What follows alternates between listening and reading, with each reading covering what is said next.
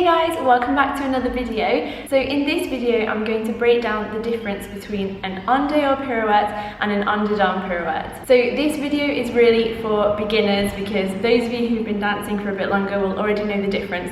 But for those of you who are just kind of starting ballet, or if it's been a while since you've been and you just want a little bit of a refresher, then this video is for you because I know that it can sometimes be a bit complicated which way you're turning and which leg you're picking up. So let's start with an en dehors pirouette. So en dehors pirouettes turn outwards. So how do we determine which way is outwards? Because of course we can do en dedans and en dehors pirouettes to both the left and to the right. So what is it that determines something being outwards and something being inwards?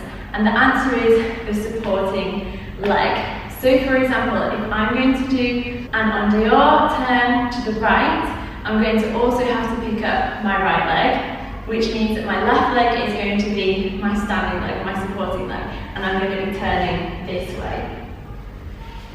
If I'm going to be doing an en dehors turn to the left, I'm going to be picking up my left leg and I'm going to be turning to the left.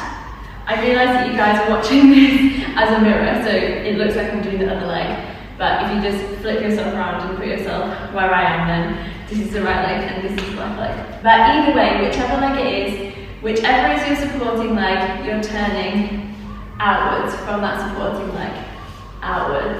And so for the basics of an en dedans turn means that we're turning towards the supporting leg. For example, if I'm doing my right leg, my left leg is the supporting leg, and I'm turning towards the left leg. And of course, if it's the other way around, I'm picking up my left leg, right leg is the supporting leg, and I'm turning towards the supporting leg. I don't know if this is necessarily helpful for other people, but the way that I think about it is that en dehors turns for me feel like I'm turning backwards, and en dedans turns for me feel like I'm turning forwards. I don't know if that works for anyone else. If that helps, let me know in the comments, because I haven't really heard other people describe it like that, but that's how I kind of feel when I'm doing it and how I remember it. So we have en dedans and en dehors turns starting from lots and lots of different positions. You can pretty much start from any ballet position and do either of those turns. So if you're not used to turning yet, something that might be really helpful is just to think about doing a quarter of a turn. So for an en dehors turn, so we're just going to open and you can try this both ways, open and up. So just get the feeling of the beginning of the turn. You don't need to worry yet if you're a beginner about going all the way around. The most important thing is to get the feeling of which way you're supposed to be turning and also getting on top of your standing leg. So those were the two en dehors turns. Now let's look at the en dedans turn. So this time, remember, from fifth, I'm going to be turning towards my supporting leg. So this time I'm going this way. And of course we can turn the other way as well. So open and I'm turning this way. So just give that a go. As I said before, this is not about doing perfect pirouettes. I have a different pirouette video that you can go watch for tips on pirouettes. But this video is just to get the feeling of which way I'm turning and which leg is going to be my supporting leg. So now let's look at the two different types of turns from fourth position. Turning from fourth position is very common in class. I feel like that's probably one of the most common ways that we actually turn from fourth position. So if we're turning from fourth position, we always bend both legs for an en dehors pirouette. So again, we do the preparation, plie, and then we can do the pirouette. And it's exactly the same to the other side. So again, usually you will also do these pirouettes starting crossé, although they could put them on fast as well in class, it just depends. But let's say we're doing them crossé because I feel like that's the most common one. So, fourth position, we prepare, bend both legs for an en dehors pirouette and up. Now, for an en dedans pirouette from fourth, the preparation is different. In the case of an en dedans pirouette from fourth, I'm going to turn to the right first, so I'm starting this way this time. We only bend the front leg.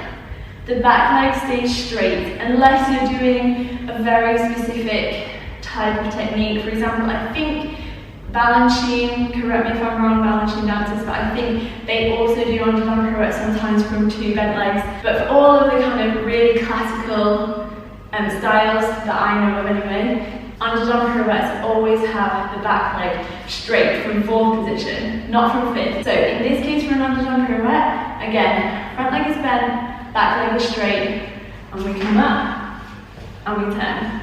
Exactly the same to the other side.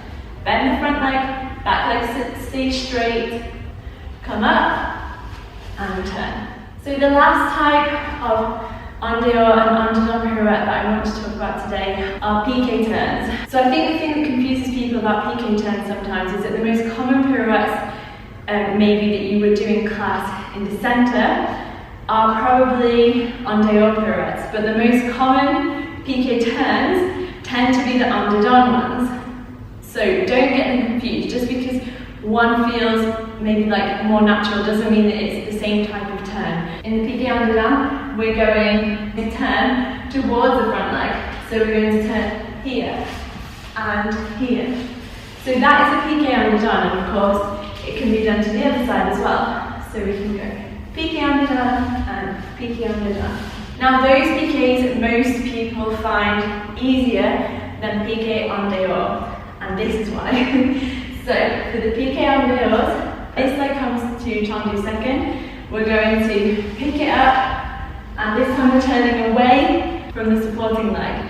So do you see the difference there? This one I'm turning towards it, and this one I'm turning away from the supporting leg. So I'll just do one full speed so you can see, and of course we can do them to the other side as well. So again, and so I hope that's helped answer some of your questions about the difference between en dehors pirouettes and turns and underdone. So remember, outwards and inwards depending on which one is your supporting leg. So I really hope this video was helpful, guys. As always, if you have any questions, you can leave them in the comments below and I will get back to you. Also, if you have any other video requests or anything specific that you have a question about that you think would make a useful video, then please let me know, because I always love making videos for you guys that you are all going to find really helpful. Thanks for watching, and I'll see you in my next video. Bye!